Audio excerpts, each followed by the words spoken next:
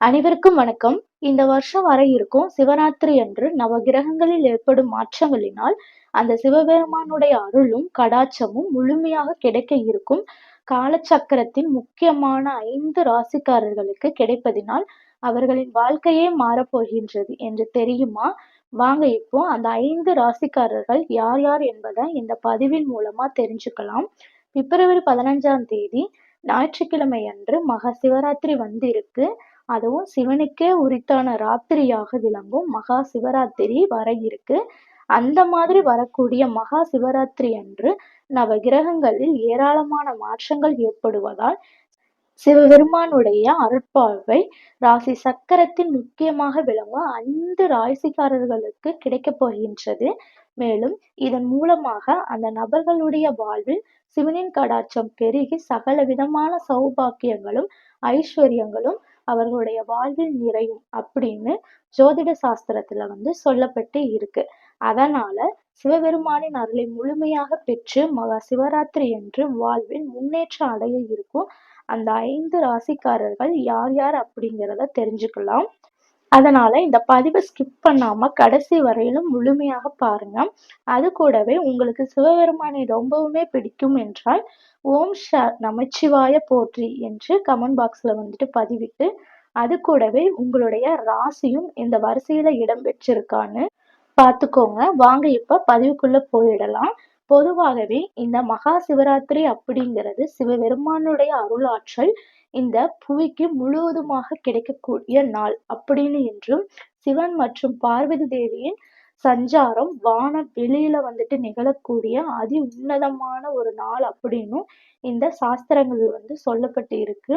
அதனால்தான் மகா சிவராத்திரி அன்று உறங்காமல் கண் விழித்திருந்து அந்த சிவனை வழிபடக்கூடிய ஒவ்வொரு நபருக்கும் சிவ கடாட்சம் உண்டாகும் மற்றும் சிவனின் அருள் கிடைக்கும் என்றும் நம் முன்னோர்கள் சொல்லியிருக்காங்க. அது மட்டும் இல்லாமல் வானில் உள்ள நவகிரகங்கள் முக்கியமான நகர்வுகளையும் அதிர்வலைகளையும் உண்டாக்கும். அதனால இதன் மூலியமாக பூமியில் வாழும் உயிரினங்களின் வாழ்க்கையில ஏராளமான மாற்றங்கள் உண்டாக போகுதுன்னு சொல்லப்படுது.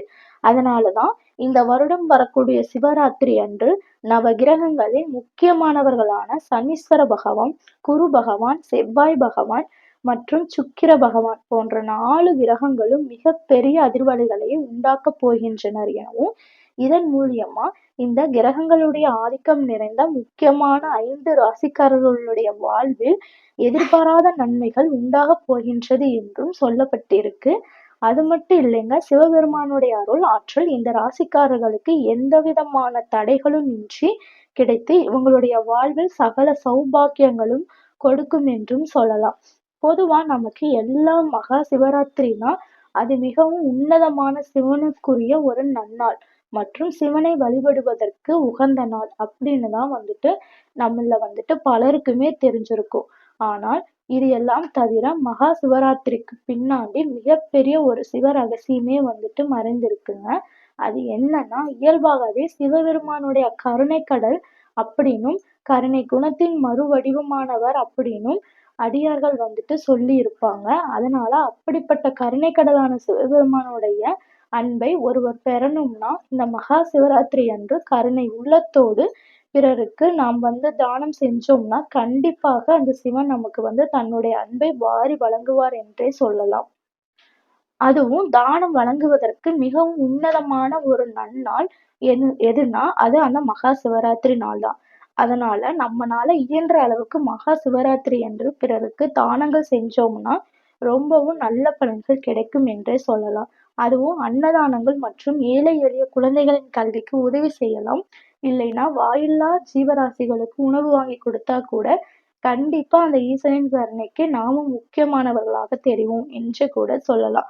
அதனால இந்த பதிவை பார்க்கின்ற ஒவ்வொரு உறவினர்களுமே இந்த வருடம் வரக்கூடிய மகா சிவராத்திரியை தவற விடாமல் உங்களால முடிந்த அளவுக்கு பிறருக்கு உதவிகள் செஞ்சீங்கன்னா கண்டிப்பா அந்த சிவனின் கருணை பரிபூரணமாக உங்களுக்கு கிடைக்கும். அந்த வகையில மகா சிவராத்திரி அன்று சிவனின் அருளை பெற இருக்கும் முதல் ராசி என்னன்னா கும்பராசி.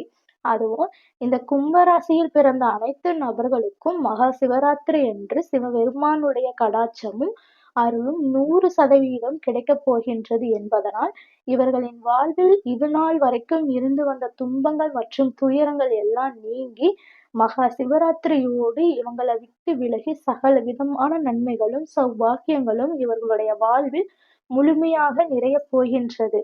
அதுவும் அந்த கிரகங்களின் முதன்மையாக கிரகமாக விளங்கக்கூடிய சனீஸ்வர பகவானுடைய ஆதிக்கம் நிறைந்த முக்கியமான ராசியாக விளங்கக்கூடியதுதான் இந்த கும்பராசி. அது மட்டும் இல்லைங்க, ஜோதிட சாஸ்திரத்தின்படி சிவபெருமானின் அம்சம் பெற்று பிறந்தவர்கள் தான் இந்த கும்பராசிக்காரர்கள் என்றே கூட சொல்லலாம். அதனாலதான் இந்த கும்பராசிக்காரர்களுக்கு மகா சிவராத்திரி அன்று சிவபெருமானின் கடாட்சம் பரிபூரணமாக கிடைக்கப் போகுதாம். அதனால இவங்களுக்கு சொந்த வீடு வாங்குவதற்கான யோகங்கள், சொந்த வாகனங்கள் வாங்குவதற்கான யோகங்கள் மற்றும் திருமணம் தடைபட்டு போயிருந்தால் விரைவில் திருமணம் கைகூடி வரும். குழந்தை பேறு இல்லாதவங்களுக்கு குழந்தை பாக்கியம் கிட்டும். அது போன்ற நமக்கு சகல விதமான யோகங்களும் உண்டாக போகுதாம்.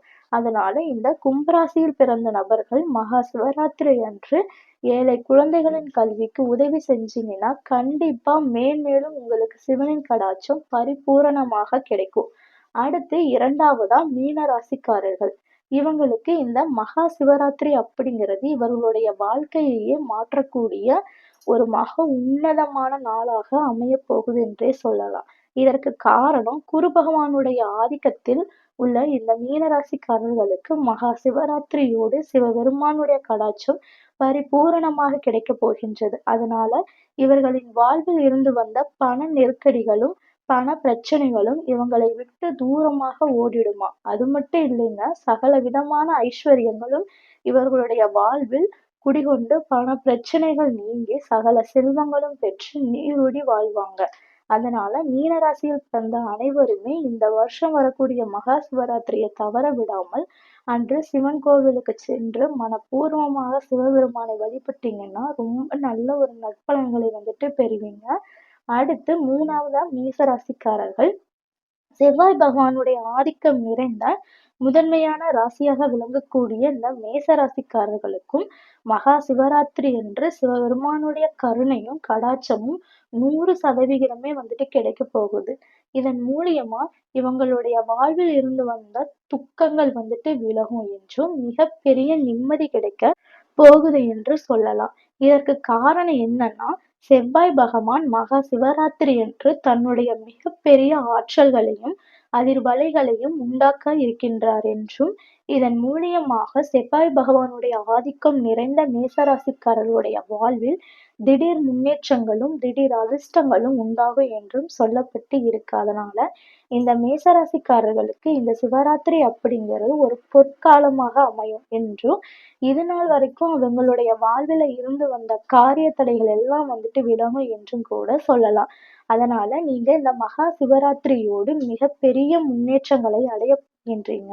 அது மட்டும் இல்லைங்க, உங்களுடைய லட்சியத்தை அடையக்கூடிய ஒரு காலமாகவும் இருக்கிறது. அடுத்து நாலாவதா ரிஷபராசிக்காரர்கள். இவங்களுக்கும் மகா சிவராத்திரி என்று சிவபெருமானின் கடாட்சம் பரிபூரணமாக கிடைக்க இருப்பதால் இவர்களுடைய வாழ்வில் இருந்து வந்த கடன் பிரச்சனைகள் விலகி செல்வ வரவுகள் அதிகரிக்கும். சிவனின் அருள் பரிபூரணமாக இவங்களுக்கு கிடைக்க இருப்பதால் இவர்களின் வாழ்க்கை மற்றும் குடும்ப உறவுகளிலும் இருந்து வந்த சிக்கல்கள் விலகுமாம்.